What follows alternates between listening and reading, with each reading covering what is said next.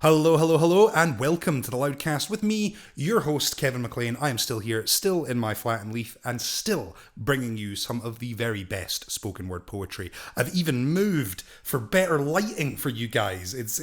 I'm going full tilt. We have another amazing show for you this week.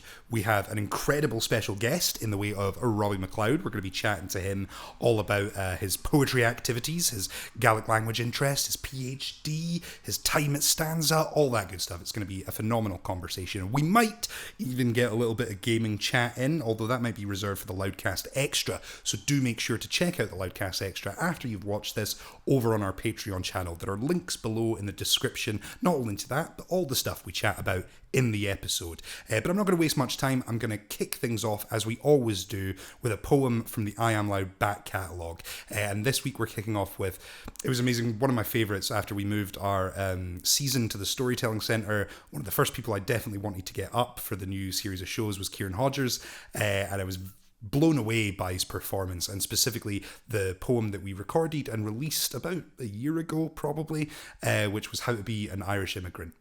So enjoy.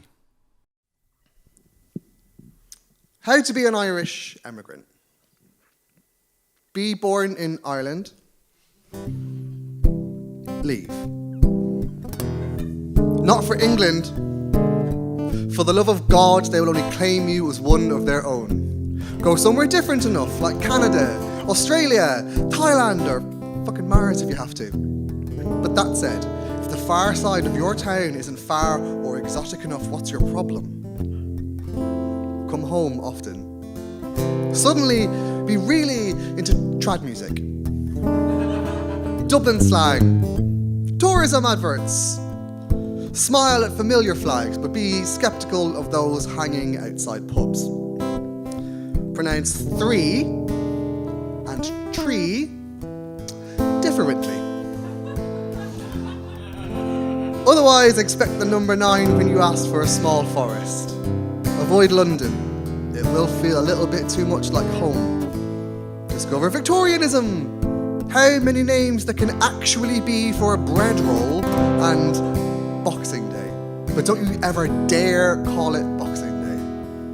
Get used to people wishing they could visit. And when they do, roll out the vinyl tablecloth and feast on chicken fillet rolls, red lemonade, potato crisp sandwiches, and a real pint of Guinness, which, yes, is obviously better at home.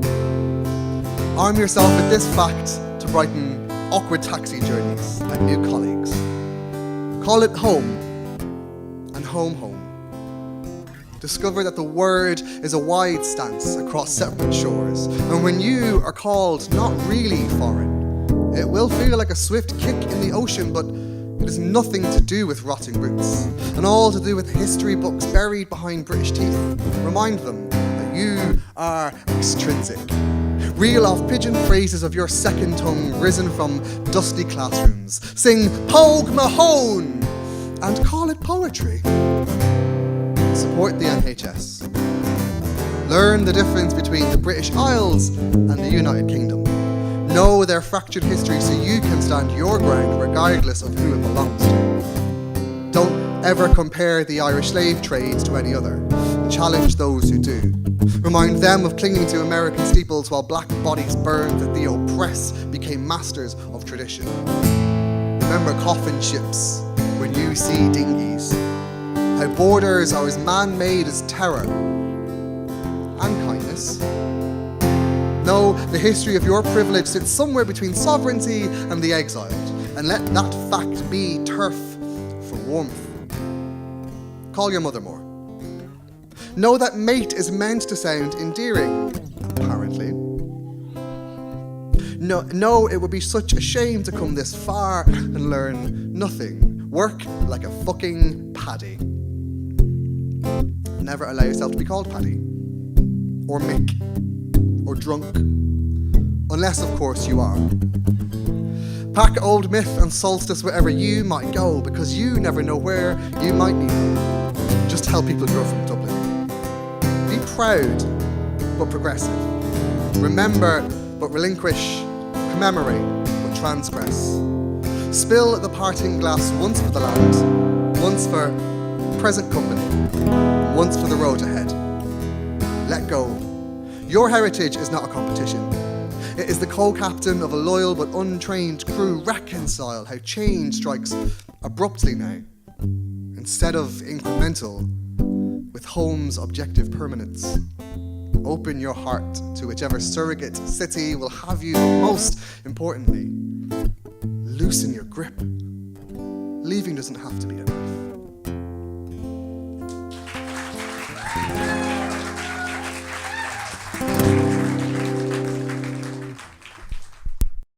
That was Kieran Hodges there with an absolutely tremendous poem. What a performer. He has this incredible voice and lilt to his kind of tone that is so soothing but never lets you get distracted from the point he's making in the piece. I think he's a tremendous performer. And sadly, I'm going to bring the tone down with a less good performer, me. I was one of the new releases from about a week ago this week. Who knows? Time is relative. But this is one of my poems, and it is called Wait. There's a man in my mirror, and he's looking less and less like me. His rate of expansion is actually quite frightening. It's curious to see what'll happen first, whether he'll float away or give up and burst. He's the inflatable man. Think Harry Potter's aunt and Prisoner of Azkaban. Buttons popping off right and left, and more than a hint of a nicely formed man breast. It's okay to laugh. He'll always join in. He'll plaster a grin over 3 wobbling chins and you won't see him cry, because he's a man and they're tough. Even if the appendage that proves it is hidden by gut, he's the inflatable man. Crumpled and crushed by the weight of words that weren't meant to hurt, like you're a jolly big fella who gives the best hugs. The nice thing about big guys, there's just more to love. He'll keep you warm in the winter when the sun goes away, and don't all the girls love a dad bod anyway? So he does nothing about it. It gets bigger each day, just hoping and praying it'll all fade away, and the excuses he uses are 100% true. It's hard to lose weight when there's so much he can't do. Doesn't know how to cook, too ashamed to go to the gym. A desk job's a nightmare for trying to stay thin. It hurts when he runs, and he smokes too much to swim. So he slowly accepts it's a battle he won't win, except the days that he listens to that little voice in his head, the one that says it's not about weight, it's not about not being dead. It tells him she loves him, no matter his size, and that his dad only worries because he was the same age when he almost died. It reminds him how much he hates the aching, the panting, the snoring, the sweat, and how painful it is when the seat next to him on the bus is always the last spare one left.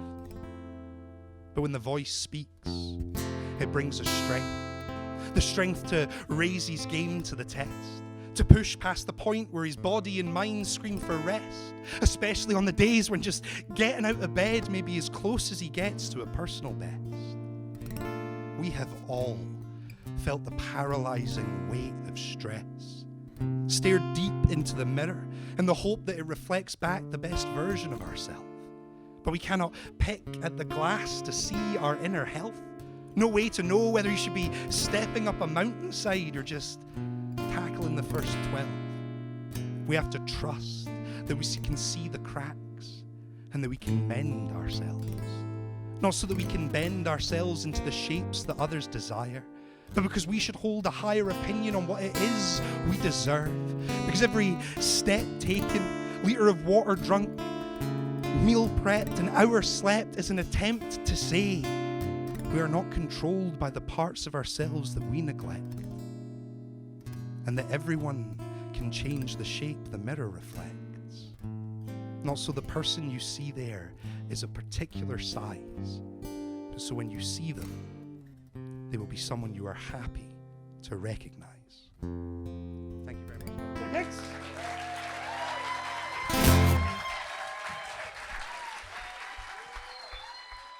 That was me with Wait.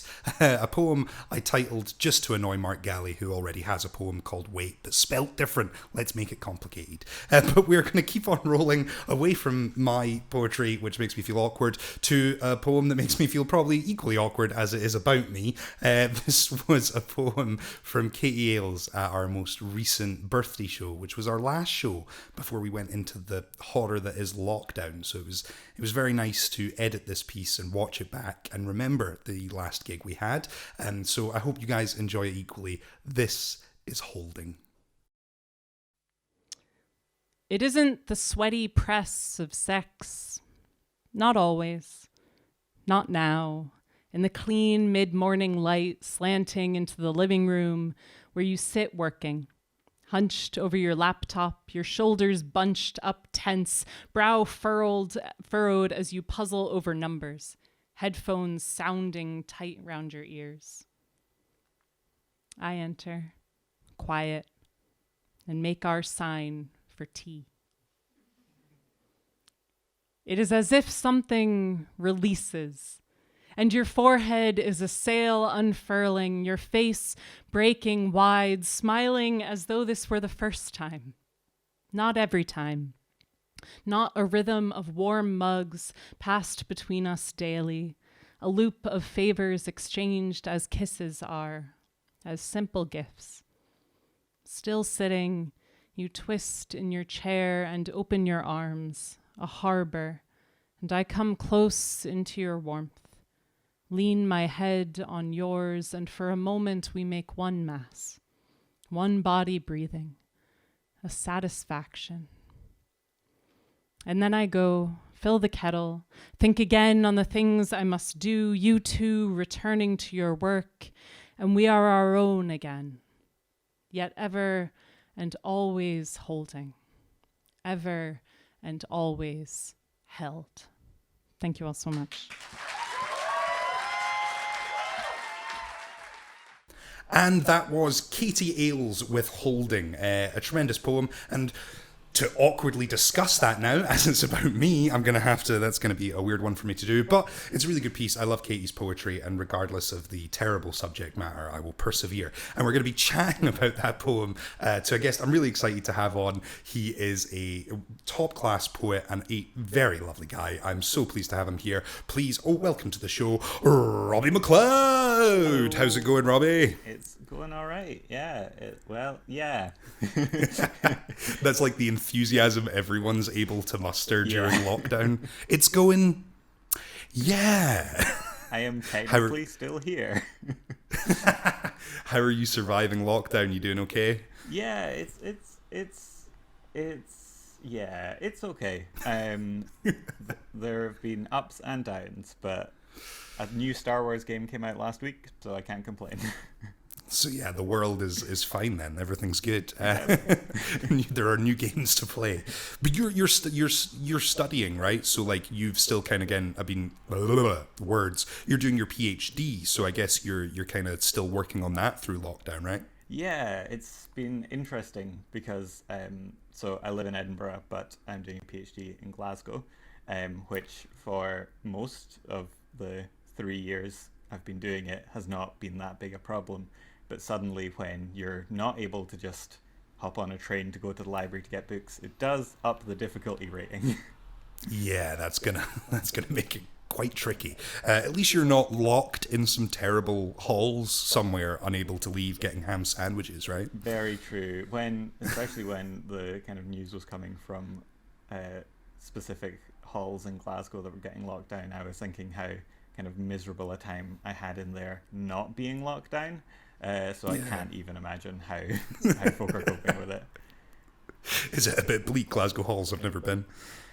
It's that sort of like cookie cutter, could be student halls, could be a nice Nordic style prison, like that kind of vibe to it. Bars on the windows and everything. So Yeah. Wow, right, yeah. Wow, that's a beautiful comparison. It's either rubbish halls or a good Nordic prison.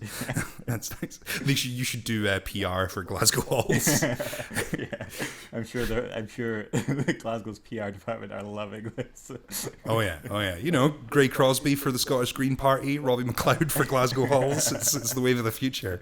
But we're chatting all about poetry. I'm so excited to have you here, Robbie, because we've spoken various times and stuff. You're a guy who does a lot of poetry, a lot of very interesting poetry, and you're very creative with what you do. You also do music and things like that. So I'm very interested to pick your brains a bit. But before we kind of get started, I want you to chat a bit about our weekly video this week. I say this week, I've been terrible at getting these Loudcasts out. That video came out weeks ago. But it's by Katie Ailes and it's Holding. What did you think of the poem?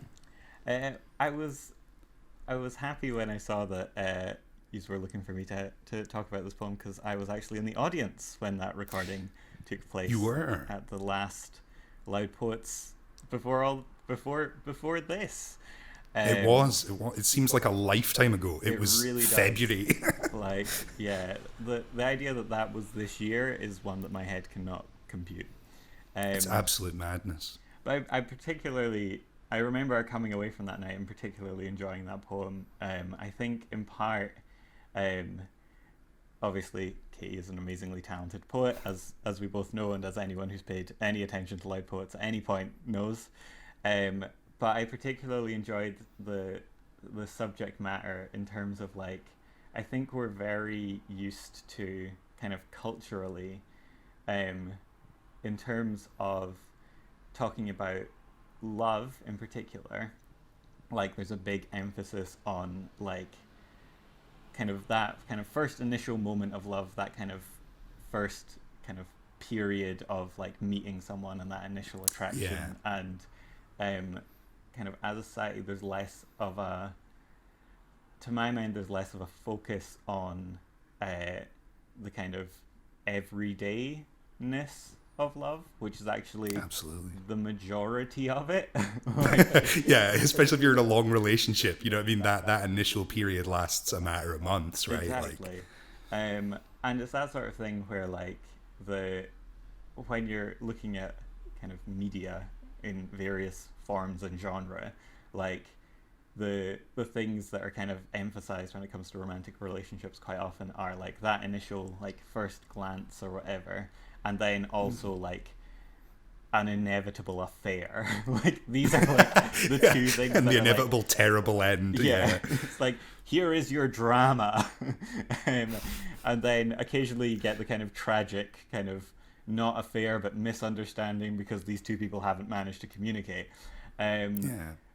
But you don't get as much of that, just kind of like the everyday of, like, kind of putting the work in and also just the kind of living the life of it.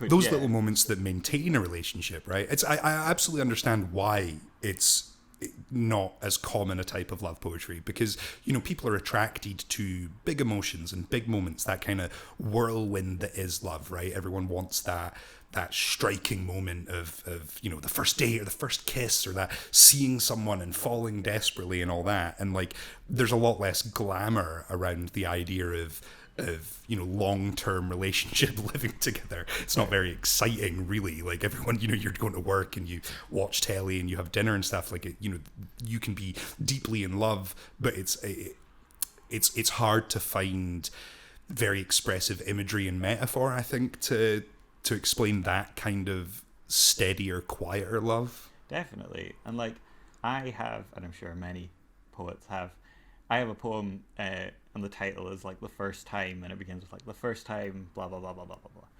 It's not so often you hear a poem that's like, the 563rd time that you told me you loved me, we were sitting on the couch, and, like, I think it's, like, a kind of undermined and undervalued kind of subject area. So I remember coming away that night and being like, I really like that poem. It definitely stuck with me. So yeah, when you got in touch and were like, and kind of watched this, it was very much like, yes, I already have a fully formed opinion on this poem. I'm so glad. It's nice though. I think it's like it's a real testament to Katie, because obviously she is someone who writes often these very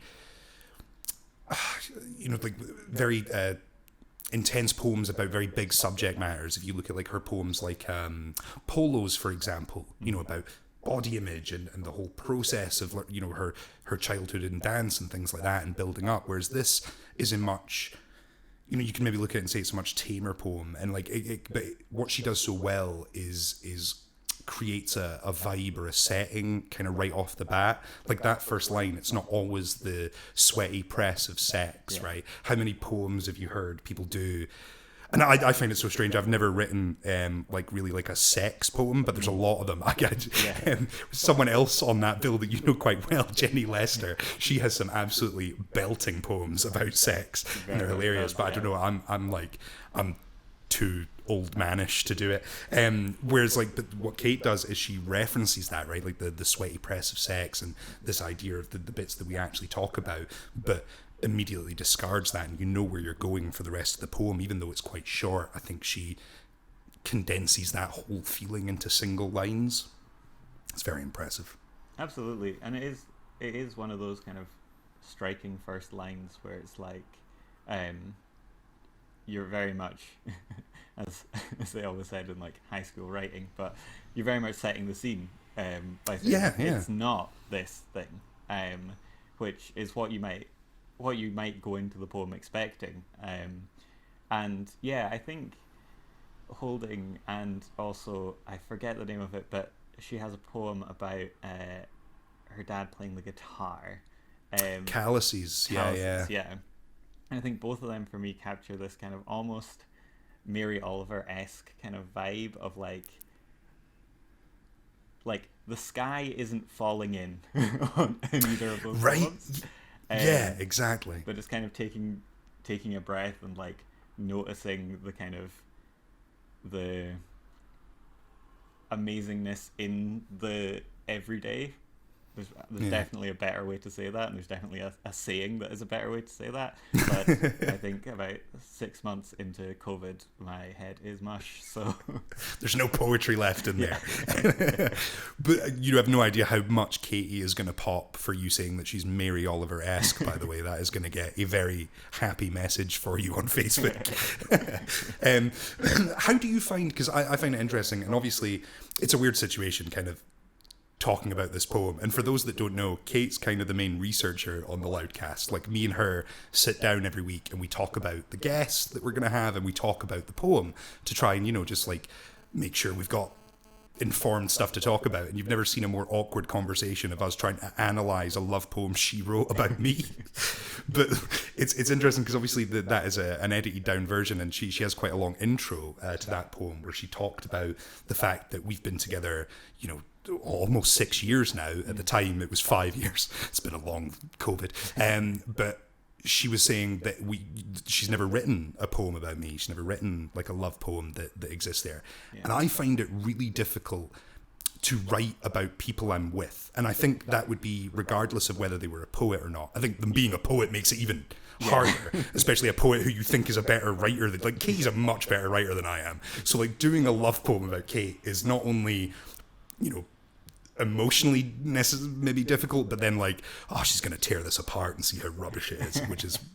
How do you feel on that in terms of like writing whilst in a relationship on the subject to love? I think it's a bit tricky. I think similarly I can kind of find it hard to write about a relationship you're in the middle of, because I guess with other relationships, like you've had time to process them and they've had time to kind of crystallize in your mind a bit, and you're probably, and by you here I'm speaking mostly about myself, you're probably kind of over romanticizing certain aspects of them, which can sometimes lead to kind of poetic imagery and things like that. But yeah, it's tricky. Which is easier to do about an ex-partner, right? Because they can't come up to you after you've written and go, "That's all bullshit. What are you talking about?" Exactly. And I am going out with the aforementioned Jenny Lester, who's an amazing poet. But there is that sort of thing of like, if you're in a relationship with someone who's not a writer, and you write something and it's not great, the chances are they're probably just happy to have gotten a gift from you. When it's another writer, even if they would just be happy to get a gift from you, I think it can be a bit harder to even start, because it's intimidating in a way that it might not be if the other person weren't so skilled at what they do. They're not. Yeah, if it was someone who isn't going to turn a critical eye to your poem, but instead just be like, oh, that was so nice, and that's what you want, really. Exactly, and I think it's tricky as well because like quite often I write poems in Gaelic and in English, and quite often I'll tend to write more kind of love poetry in Gaelic, kind of love lyrics and stuff like that, and then that's difficult when you've got a partner who's like learning Gaelic or doesn't have Gaelic. Because if you tell someone you've written a poem about them, they want to know what it says, so, which is perfectly natural, but it's also a bit tricky. So because that's another layer, right? Because like if you've written, it was interesting. I had Eleanor Livingston on the show a couple episodes back, and we kind of talked a bit about translation, and obviously that's a big aspect of what stanza do, is trying to be multilingual and things like that. And there is. I've spoken a lot to Annie Rutherford about translation and stuff as well, but it's not, especially with poetry, you can't do a word for word translation of a poem, right? Because it'll lose something in there. That's not how language particularly works.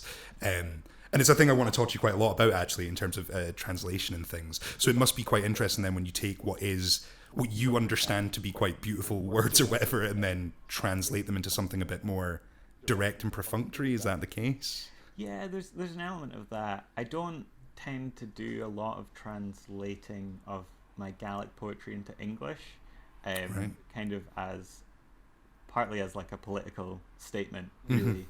I do some translation of my English poetry into Gaelic, but the other way around. I kind of follow examples like Biddy Jenkins in Ireland and Niall O'Gallagher in Scotland, of kind of writers who don't particularly want to self-translate their work into English. And well, in Biddy Jenkinson's case, it's she doesn't allow her work to appear in English in Ireland at all. Whereas Niall O'Gallagher, I believe, gets his poems kind of translated into English, but he just doesn't translate them himself. So there's kind of different, it's a kind of a spectrum of the kind of choice on translation of minority languages in particular. Because I think the image that Biddy Jenkins uses is like, if I were like an endangered animal, I wouldn't feel the need to mount myself and stuff myself and put myself in the National Museum, so why would I do that with my language? Which has always struck me as quite a powerful image. But the issues of translation are many, and I don't pretend to know more than I do about it. But one, I was actually thinking last week, I was listening to what is the name of that song? It's by Dick Gaughan, I think. I think it's called What You Do With What You've Got, and the first two lines of the chorus, I was like offhandedly just thinking, what would this be like in Gaelic? And then I realized it would be really difficult to translate, because the first two lines of the chorus are like, it's not just what you're born with, it's what you choose to bear. It's not how big your share is, but how much you can share. So like, it's playing on these words like born, bear, share, in a way that I'm just like, I could spend ages trying to find a like similar sort of way to do it, or I could just accept that like, that is a very clever use of the English language that is happening in this poem, in this song. I do see exactly what you're talking about in terms of, especially when it comes to a minority language, like it's maybe different where it's, someone like Annie who's translating often from German or into German, where that's, I guess, about accessing a wider range of the sort of poetry community, whereas like when Gaelic writers are writing, there is, I guess, more of more of the thought about it specifically being Gaelic rather than just I'm writing that because I speak Gaelic. And you're saying like there are people making specific choices around how their poems are presented and translated because of the want to maintain and promote the specific language, which is very interesting. I can see why you wouldn't necessarily want those translations. And it's something that's always sort of struggled with me, because so much of poetry is, like you said, right, it's assonance and rhyme and certain like sounds that connect into a coherent narrative. And so I always assume that if you're going to translate, you're going to lose on one end, right? You either lose some of the assonance or you lose some of the direct narrative. Yeah, I think it's interesting, the kind of questions of loss and gain in translation, because there are some things you lose and some things you gain. And in particular, I think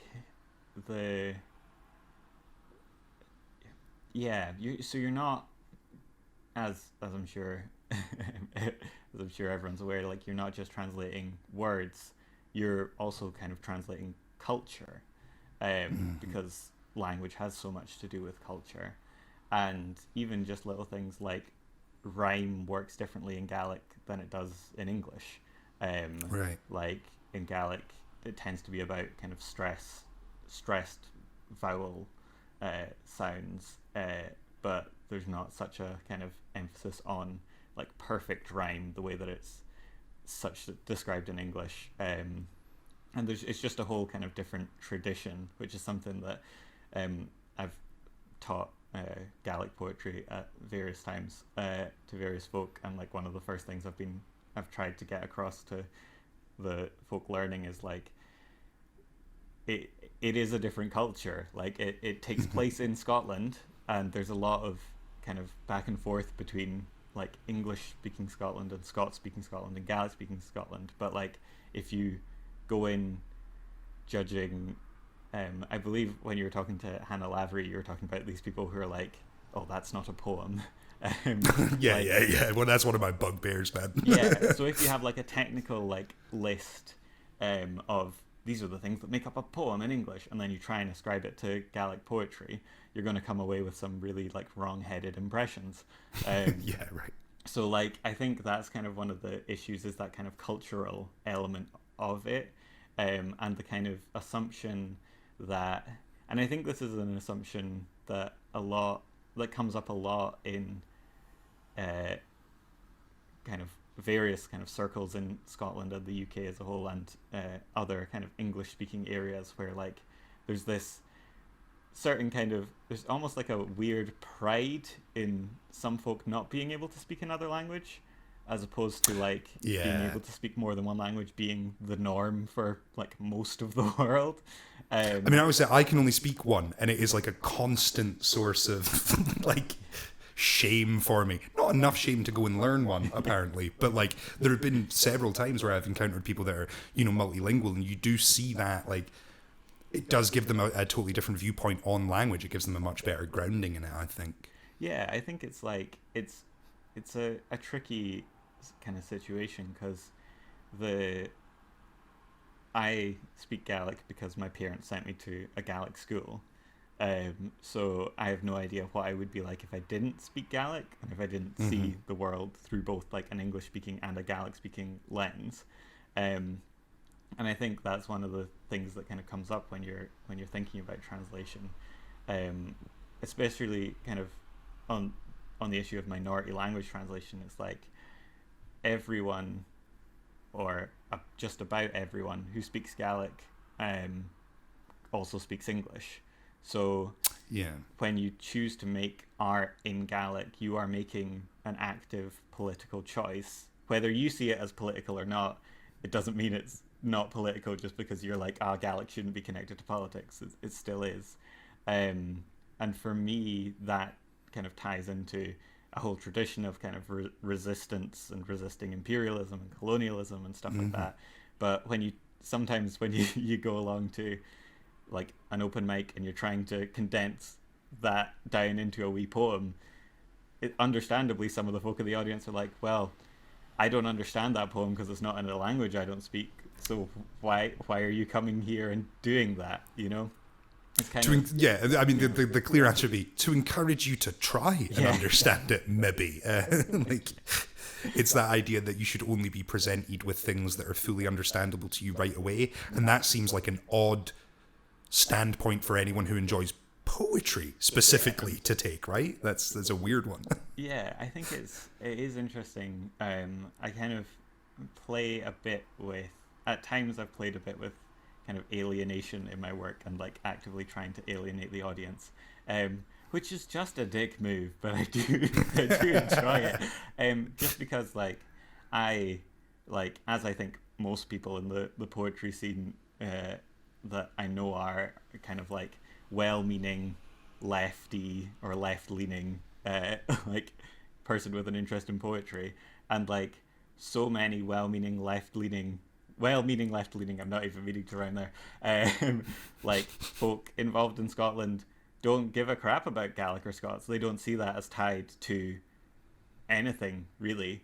It's an issue where even some of the most kind of enlightened people I know have like surprisingly conservative and imperialist views, even despite themselves.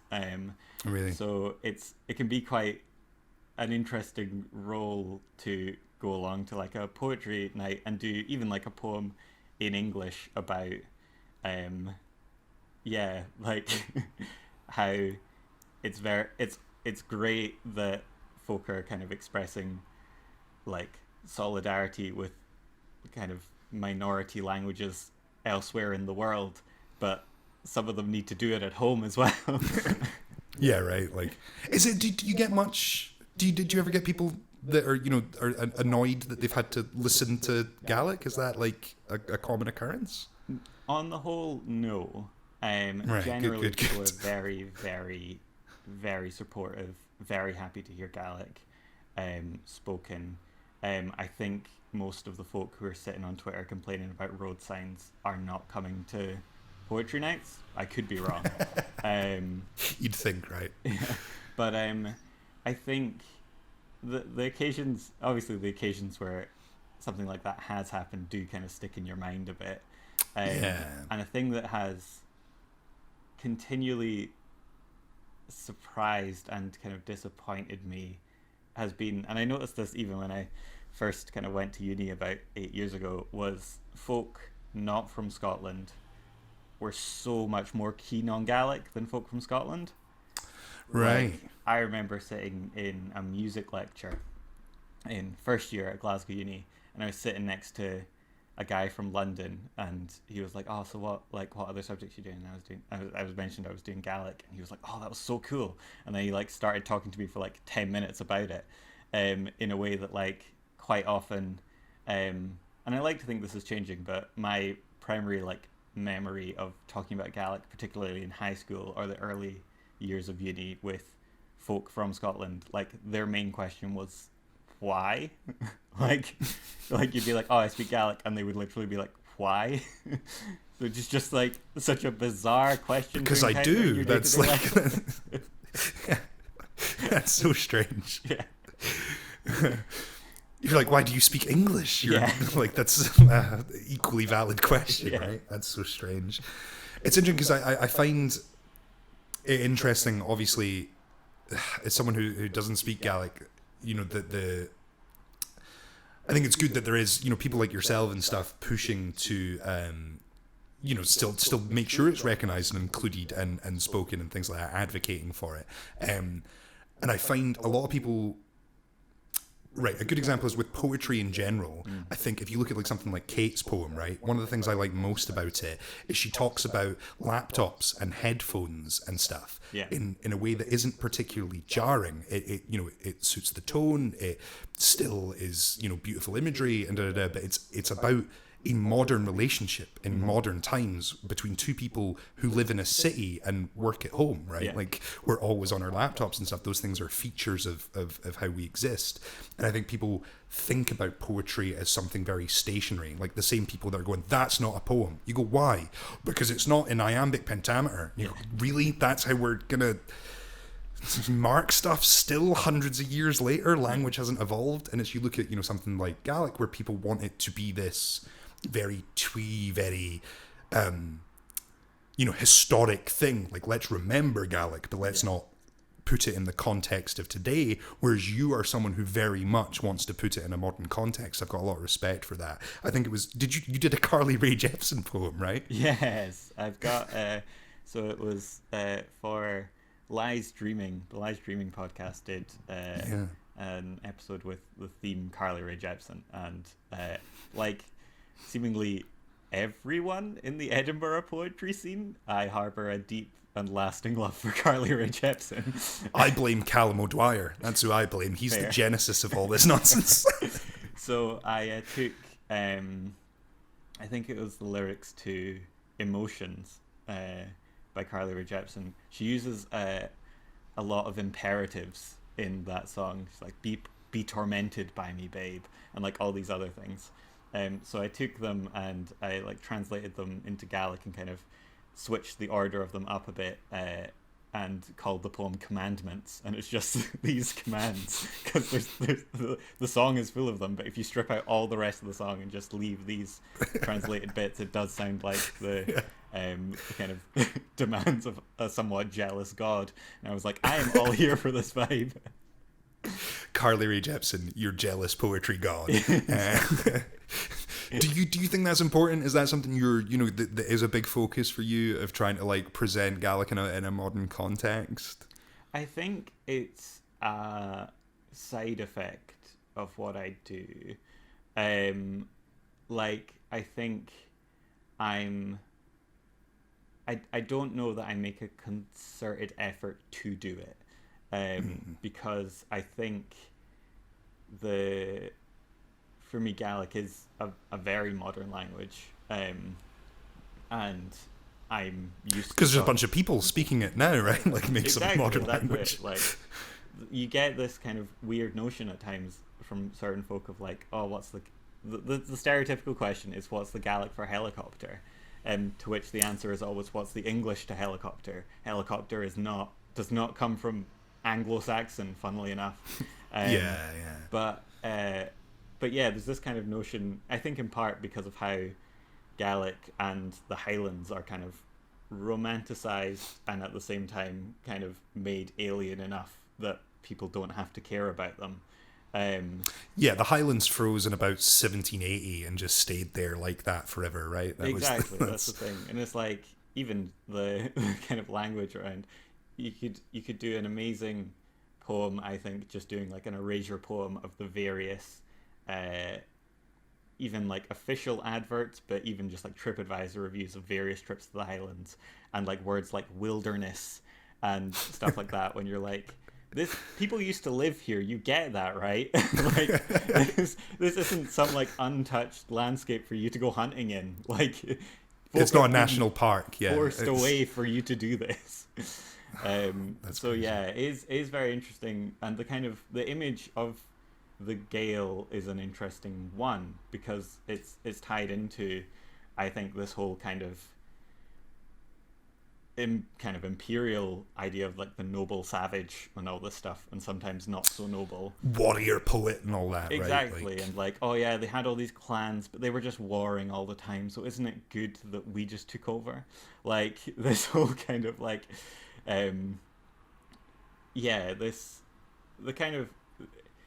the whole history is told by the victors type thing, and I think it's surprising and not surprising how many people in Scotland who've kind of become like learned more about other situations where things aren't exactly as they were taught in history at schools will still just think of like the clearances, for example, and be like, yeah, but it had to happen because the Highlands weren't profitable. And it's like, that is a very strange definition of had to. It's the shortest version of that story I've ever heard. Yeah. So yeah, it's an interesting kind of area, and I think for some people in Scotland it is a bit of a blind spot, because it is just like, there's a lot going on in the world, and a lot of it gets kind of more attention, and if we can just leave Gaelic in Outlander, then we'll just leave Gaelic in Outlander. We don't have to think about it. We'll occasionally watch a football team play on Alapa, but we will go on Twitter to complain about the commentary being in Gaelic. Like, that seems to be kind of a way in which a lot of people interact with it. But I think it's also that whole kind of vocal minority element where like the vast majority of people in Scotland like are grand when it comes to Gaelic. Like they don't mind at all. But it is as is the case with many issues, it's like this small contingent of people who complain about anything they don't like, and for some reason they've decided to hate a language, which is a very strange decision to make. Bizarre. I mean, I can absolutely I have never learned Gaelic. I'm now in my 30s. I live in Edinburgh. I don't see a huge point into me learning Gaelic, other than if it was, of interest to widen my scope of language in general, or, sort of to look into, maybe Scotland a bit more or whatever. But like to suggest that no one should learn it should be gone, would seem like a bizarre stance. Like, just don't do it. It's always my thing. I've never understood people who rally so strongly against things that have zero impact on them. Like, does it affect you if people still want to speak Gaelic, like, at all? No, probably not. That's it. And it's just that sort of thing. For me, I think it's the kind of, I think the the kind of colonialism and imperialism that forms a large part of the history of the UK, and the history of Scotland. Like, some of the big atrocities, for example, are at an extent where the vast majority of people would be like, yes, that is an atrocity. We should remember that was a terrible thing. But it's the more kind of slightly insidious things, like thought patterns and behaviors we're all left with, like when we go abroad and think other people should speak our language, and things like that. I grew up hating Scottish accents. Like, whenever I heard a Scottish accent on TV, it really jarred with me. I was always like, oh, they sound so... this is a very old viewpoint of mine when I was a kid. I just thought people sounded uneducated. It didn't come across well. But then you go, how much of that is the fact that those voices were never represented on TV? That there were no, it's a long time ago. There was no BBC Scotland or no River City and all these sort of shows that we now kind of take for granted of, where Scottish voices are presented. And even that is still English language Scottish voices. You know what I mean? So it was always presented that way, and it does have an impact on you, even if you're not necessarily aware of it. Like, unconscious bias and unconscious learning does exist. So yeah. Exactly. And I think it's like, I just remember even being in high school, and having pals who are like we talk about music a lot because teenagers, but having pals who are like, oh yeah, no, I can't listen to an artist if they sing with a Scottish accent. Like, no, it just doesn't sound good.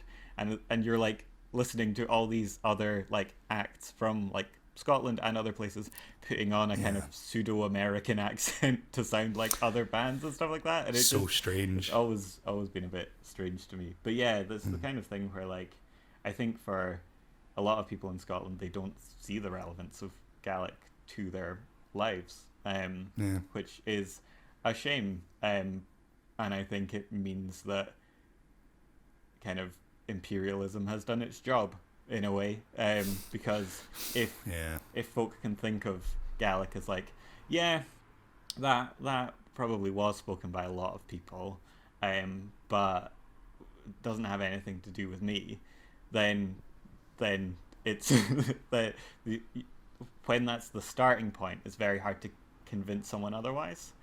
Absolutely. I mean, because it's to be totally honest, it was an opinion I held for a very long time. Like, that it was just kind of like, well, what's the point? It's gone, right? Move on, new thing, like next step, right? We're calling, constantly changing, language changes, and you go, sure, that is, language does change, it does evolve, things grow, but the idea that Gaelic isn't also free to evolve and change, but still be its own language. You know what I mean? But it's like you said, it's those, it's how you're brought up, it's the education you're given, it's the way things are presented in media, and then, that knocks on. It was really poetry that sort of changed a lot of my viewpoints on language, because I came from an acting background. So that's why I always thought, no, you want to sound as middle of the road, transatlantic as you possibly can. You want to, hit your consonants and all that, like, and not sound Scottish. Whereas coming into poetry and hearing people do incredible poetry in Scots or in Doric or in Gaelic or whatever, and hearing these these poems and being able to still glean meaning and find familiar words and learn that those, words that I take for granted as English have different roots and things like that was a real eye-opener to me. And I wanted to bring up with you actually, because one of the first places that I saw a huge amount of sort of disparate languages in poetry was at Stanza. Yeah. And I know last year at the festival you were the poet in residence, right? Yeah, so this March, which feels about 10 years ago. 3 years ago in March. Yeah.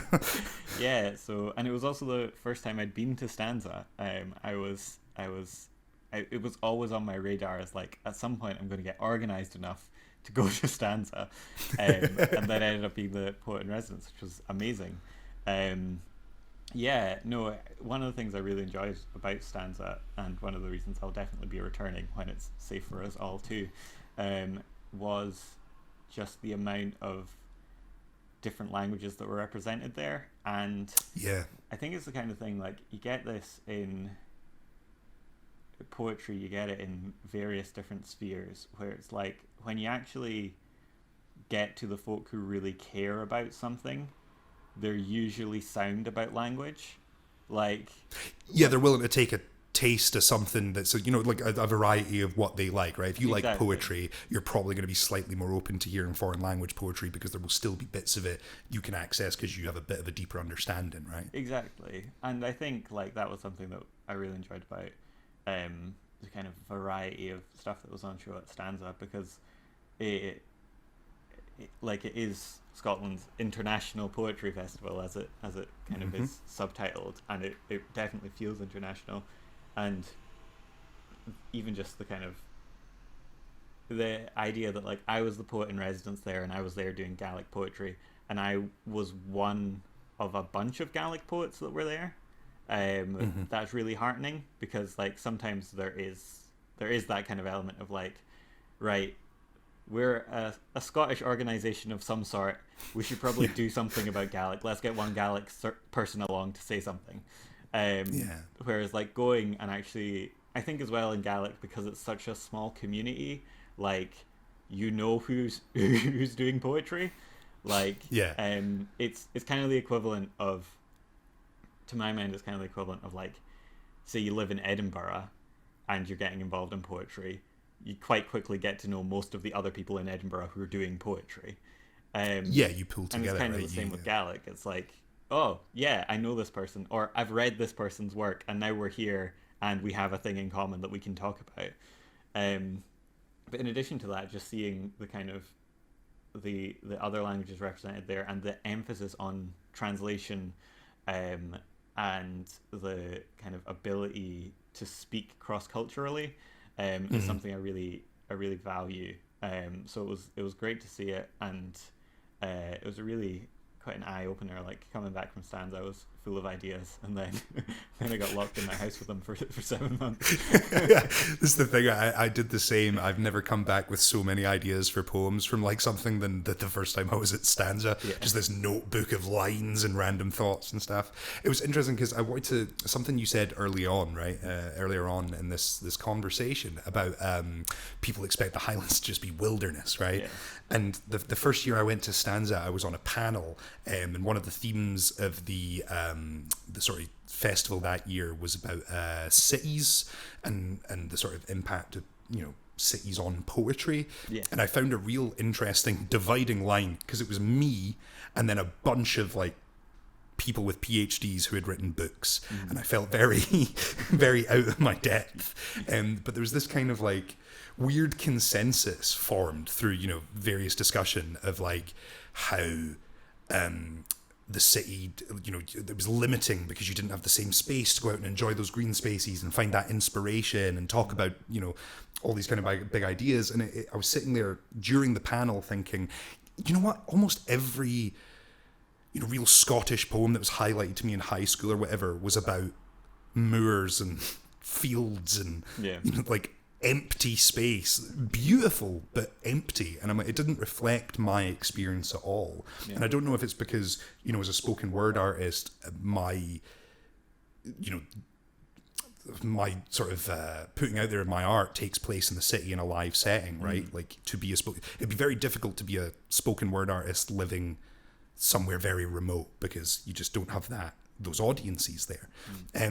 How do you find that in terms of the sort of stage page divide within within Gaelic poetry communities? Does it exist the same way as it does in the rest of the Scottish scene? Yeah, that's an interesting question. I suppose I don't engage to a huge extent with a kind of, say for example, the Edinburgh poetry community. I engage with that fairly often, or I did when we weren't all stuck in our houses. With a kind of pan-Gaelic community, I don't necessarily engage in terms of poetry that often. Right. I think it's tricky because it's not like in, say in Glasgow where many Gaelic speakers are based. There's not, as far as I'm aware, like a poetry night in Gaelic or like an open mic night run through Gaelic and things like that. And it's different to, say, in Dublin, you have REC, the like Irish language / multilingual poetry night that they have. The kind of question, trying to identify a specific kind of Gaelic community is a bit tricky. It's also, I think it comes down to a bit of a cultural difference as well, wherein in Gaelic, so the word bardach, which means poetry, or literally like that bard is bard, English equivalent, so barding, and that covers both like poetry and song, and like a lot of like the greatest Gaelic poetry that we have are also songs. So if you're going to like traditional Gallie, by which I mean not necessarily everyone dancing for an evening, but like like what might be called a tight Gallie, like a house Gallie, where like folk are kind of going around singing songs, like reciting poetry, telling stories, etc. A much better form of Gaelic. Yeah. You might not think of that as like the equivalent of loud poets, but it kind of is in a way. It kind of is a spoken word night. So I think it's tricky, and I think like the question of coming together when you're so dispersed is also tricky, because as we've seen with lockdown, like the internet is great for that in some ways, but you also miss out on things. There are things that can't be recreated through the internet.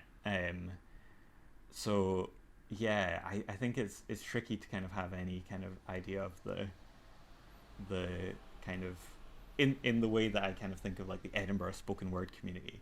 I kind of find it hard to picture like the Gaelic spoken word community, even though there is one, but it's not quite the same. It's not like you're going to go to these events and see the same people every time, because quite often if you're going to a Gaelic event, there are people there who are kind of coming to experience it, even if they don't necessarily have a kind of that big a link to the community. I think it's tricky to say. I think it might change post lockdown from the amount of poets I know who are doing Gaelic on Duolingo. Yeah, Duolingo you might be able to actually do an open mic. Yeah, that's the thing. Like Duolingo has been huge. I think for a lot of people, I think a lot of people thought Outlander was going to be the thing that turned it all around. I'm generally skeptical of people who are like, this one thing is going to save Gaelic, in the same way that I'm skeptical of people who are like, Gaelic are going to die in 5 years. It's like when someone does a viral poem and you get spoken words, the new rock and roll. Yeah. And you're like, it's been here for decades, mate. It's not the new anything. Yeah, no, totally. So, but Duolingo, like, the amount of folk that, like, I know, even just folk who would kind of just had a passing interest in Gaelic, who, like, got on Duolingo and now they'll, like, message me in wee bits of Gaelic here and there, has been really kind of heartening, to be honest. Because you're seeing something that, like, yeah, for, like, a large chunk of your life has been kind of devalued and degraded, especially by your peer group. And then it's suddenly becoming, I'm not going to say Gaelic is cool because I've heard too many people write that headline, Gaelic is cool now, or Gaelic isn't cool and that's why young people won't speak it. And invariably when people say cool, they mean whatever is trendy in English language circles at any given moment. But yeah, it's been really heartening to see folk kind of taking up Duolingo and even just engaging with it a bit more. It's always, I mean, that's the thing, right? Even if you don't end up fluent from it, it means that, like, you know, it gives you you as a performer who performs in both English and Gaelic. Like, I've seen you do sets and, you know, totally in English, where, you know, it doesn't even really come up that you know, you write and perform in another language. And I get why, you know, you're tailoring your sets to the specific event and whatever it is. And if you've had that response right, sometimes of people zoning out or not caring so much because it's so I just dropped my phone. Not caring so much because it's, you know, they don't understand it. Even having done a little bit, you know, not being fluent would give them a better understanding, you know, to pick out sort of key words and things like that. So, you know, I guess it would help to even do a little bit. Like Katie, my partner, she's again a big Outlander fan and doing Gaelic on Duolingo. So like I think she has said a few times, it's nice because then you hear it and you don't pick out every word, but you know, there's that little achievement when you pick out bits and pieces, and it can maybe provide enough context to then go, oh well, I enjoy the sound and I know a bit of what they're talking about. So totally. You know, hopefully it's a good push. And genuinely, one of my, like, favorite moments of 2020 was showing up at Stanza and Katie coming over to me and saying Kimera how. Like, that was mind blowing. Like, because for me, that's like when, like, folk are just doing that, it does kind of, I can't quite express how wild that is when that's not been the case for, like, the vast majority of your life. Like, and yeah, I think there is something in that kind of. So I was recently reading Anne Carson's translations of the fragmentary poems we have, or the fragments of Sappho's poetry that we have. And like some of them, like some of the fragments are just one word. Like there's one that's just myth weaver, and I'm like, that is, if you're gonna have a one word poem, like myth weaver is up there. But I think there is, like, a value in fragmentary understanding. It makes me think a wee bit of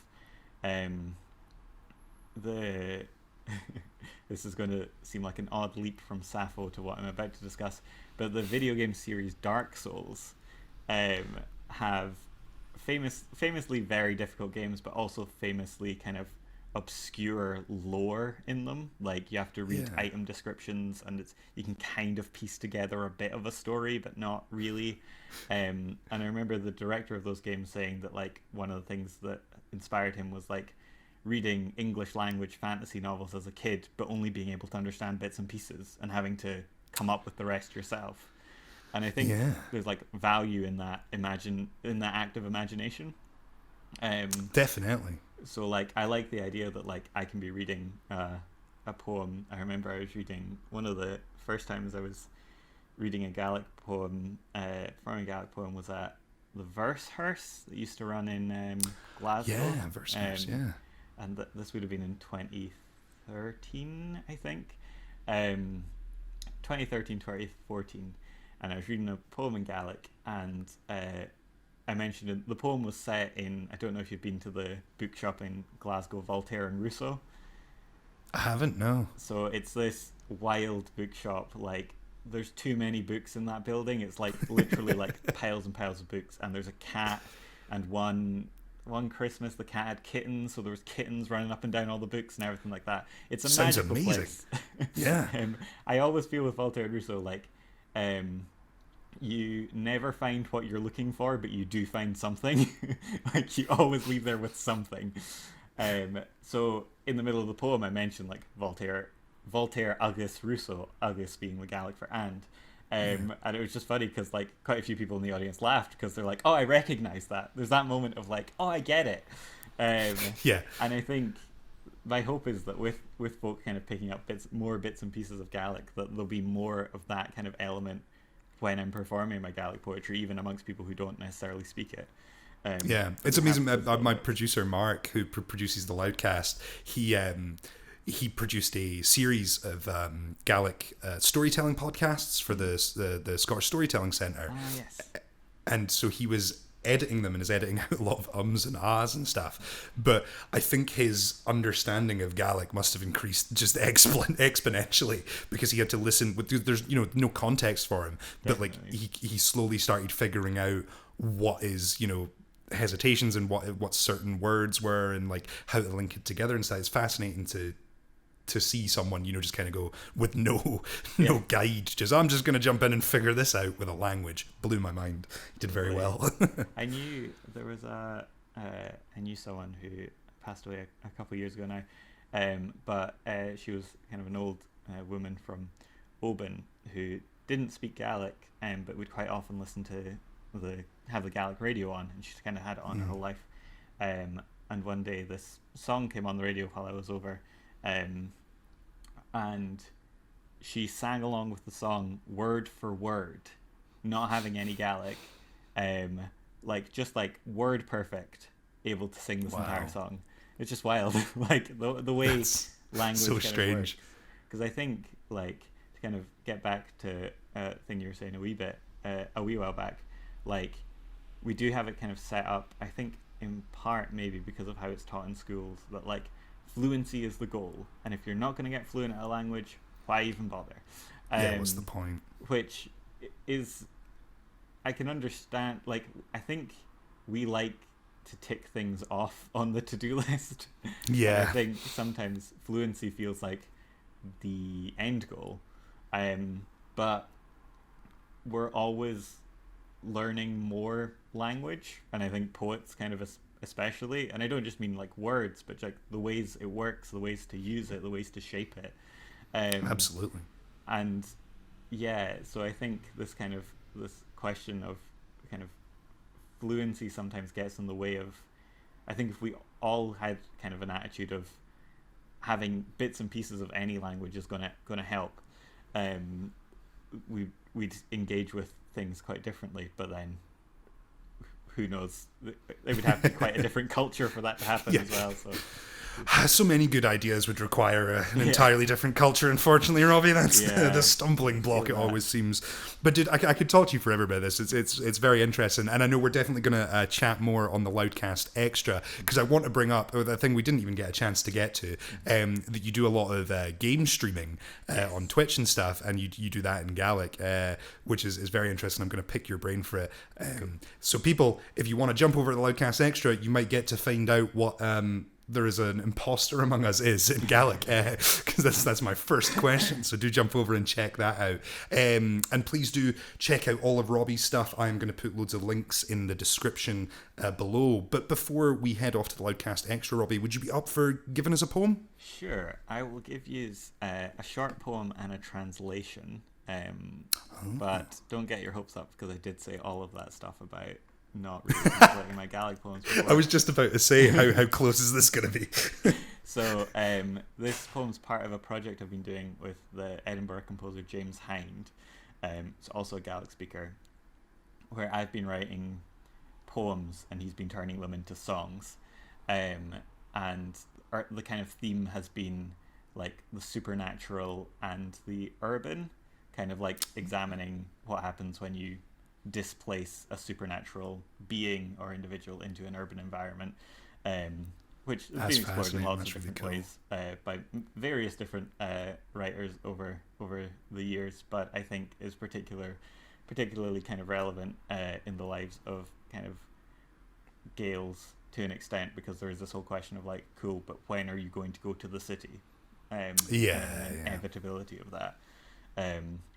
So yeah, this poem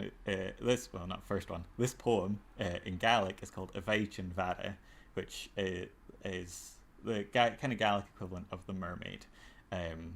So I will read you the Gaelic and then I'll read you a translation. Ailes Vada. Bí giúntrain na mada, ag opad, ag party eiche haharn, na lepi chúri hiram na flat bic aranach. As jay a hopper matchne bí fálich chemicach an amar snai the gremige gade, mar a baisht salin, ha kunlin an gorsht. As jay a hopper eiche a meskach ag suhan na churasunt an a stamakan, agus fanach an keen, chili ga lepi doch, faram has na cluasan. Bí giúntrain na mada, ha a giri salin arachgin etad coracin a kosha, cuan a chlainchin. Chavaitini is geilgi a vur. I túntig sa chilig an an bratach na lepta chavornach uringi torste chrich gre tannen a ham an gurjara, gre taun a hintje, a geiri sa tuicham. A clack na matchne ga chilig ga chid. Bí a giúntrain na mare. The January upper sa vetin hai ski is kianalach, is clinny balach bec sa dal shahat, a taring ir a vahid, a dachin, mam, a falig na heisk edische. A koshach gachi, lan are ir gach shalig a hreinsher, gach dinje dal shahat, be a giúntrain na mare. So the translation of this poem has been provided by Google Translate. So I told you Ailes Vada means the mermaid. So Google has decided that a better translation would be the sea virgin. She will miss the sea. At work, party one Saturday night. Dry bed, the small monk flat. After them, her morning work. There is a chemical smell. The bathing swimmer is holding it. Used as salt. Her noses are hurt. After night work, mixing puddings that puts love in a stomach and faint in the heads, and then just randomly the letter T has appeared. She will return to her idyllic bed and still stay her ears. She will miss the sea. She is wont to feel salt from fingers to foot, rather than having a harbour. She is not a maiden, and she is a love of the sea. Turning and returning in a flag, the bedrock, it can almost be rolled out. It is all around the waves. It is a wave, rising, rising, fall. The morning bell is available, would be brought back on shore. She will miss the sea. Getting on with work in the morning, again the letter T randomly appears here. She is tired and homesick, and she will hear a small boy passing by, dragging on a mother, saying, "Mum, it's Smellfish." Walking home, full of attention, star of a stranger, everyone passed. She longs for the sea. There you go. Well, see, yeah, what's the problem? Those sounded equally beautiful. That's, what's the... Precisely. Tremendous stuff, Robbie. Thank you so much. It's been awesome having you on the show, man. It's been a long time since I got to see you. Since February, the show you were at, that was the last time I was out of the house before like yesterday for work. So yeah, it's been a while, dude. Hopefully we can catch up properly soon. But we are not done. We're going to chat on the Loudcast. So jump over to our Patreon channel and check that out. In the meantime, if you could hit like, hit subscribe, it helps us out a massive amount. Go and check out all of Robbie's stuff. It's all linked in the descriptions below, along with loads of things that we talk about during the show. I always try and put as many links in for you to follow up on the good spoken word goodness that we've been chatting about. So go and do all that. And until next time, I will see you later. Robbie, say goodbye. Cheers. Thank you so much for watching this video. If you enjoyed it, we'd appreciate it if you could hit the like button, if you could hit the subscribe button, and make sure to ring that bell icon so you don't miss any updates from us in the future. If you want to go that extra mile and support us a little further, we do have a Patreon channel with loads of exclusive goodies, and you can sign up for as little as $1 a month. We appreciate your help, guys, and hopefully we'll see you again soon.